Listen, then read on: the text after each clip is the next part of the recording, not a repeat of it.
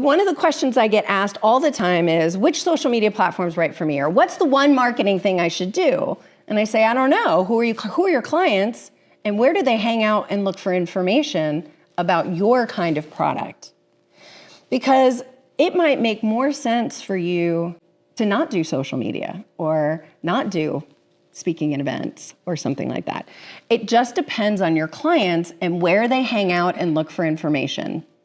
And that's a very different, right? We're looking at it through their lens. And I'll give you a good example. So let's say you go to the dentist and the dentist says you need a root canal. Anybody had a root canal? I hear they're awful. Okay, so the dentist says to you, hey, you need a root canal. And they go, we don't do it. We don't do that here. You need to find a endodontist or whatever they're called. What do you do? What's the first thing you do? Yes, that's the first choice, is to not do anything. But no, what would you do? What's the next thing that you do? Recommendation. Yeah, recommendation, and then Google it, right? Yeah, the first thing you're gonna do in that situation is to ask for a referral. You're not gonna leave, not ask your dentist for a referral, and then go on to Frisco Moms and be like, hey, who knows a good person? You're in pain, you need it now, right? And you don't know if any of those people know what they're talking about. You might Google it, right? But you're gonna get a whole list of people.